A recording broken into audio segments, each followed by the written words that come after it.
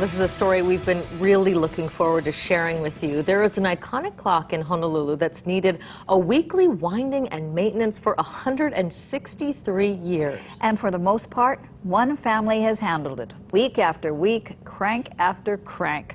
Talk about your family traditions. A KITV4 Facebook friend suggested we feature the clock keepers at Kawaiaha'o Church.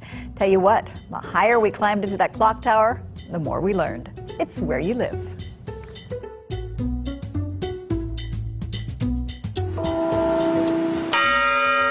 This acts as a brake. These hands have kept time for the people of Honolulu for more than 163 years.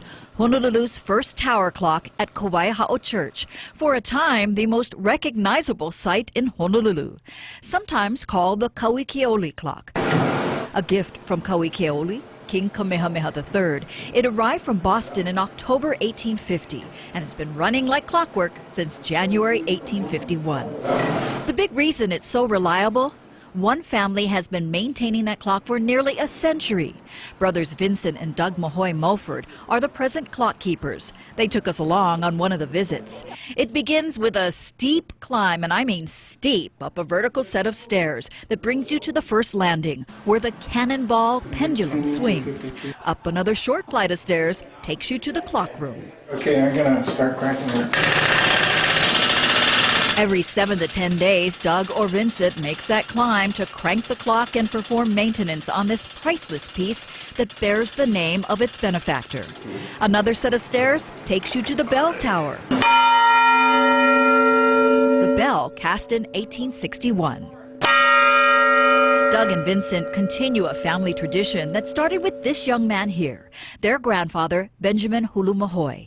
In 1920, Benjamin was working at Honolulu Iron Works when the church asked him to take a look at their ailing clock.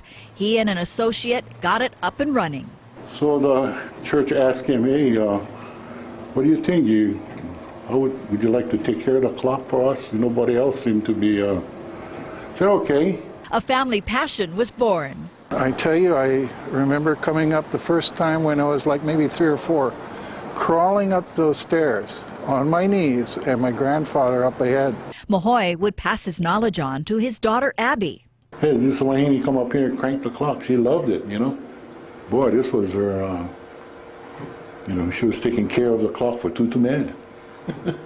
And in the 50s, Abby would start teaching her sons, you guessed it, Doug and Vincent. Oh, but you know, we were excited. We wanted to, but we couldn't touch anything, before. But now, wow, we get to crank and oil and set, and it made us feel good, you know. Not very many kids in Honolulu were working on tower clocks. With the hour gear right here. A lot of on-the-job learning. I mean, that makes an hour. Made a little easier in recent decades by computers. If we don't oil it,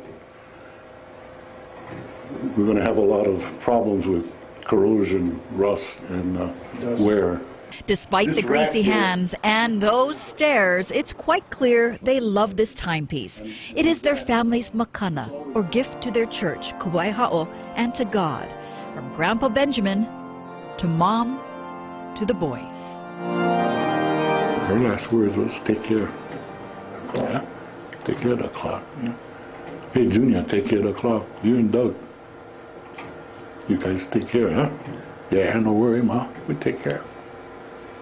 And you have. Yeah, and we have. They sure have. And during their school years, they rotated clock duties every other week, just like you do yard service, cooking rice, and this continued throughout their professional lives. And even now, life revolves around the Kawaiaha'o clock. When one is on vacation, they make sure the other's here at home.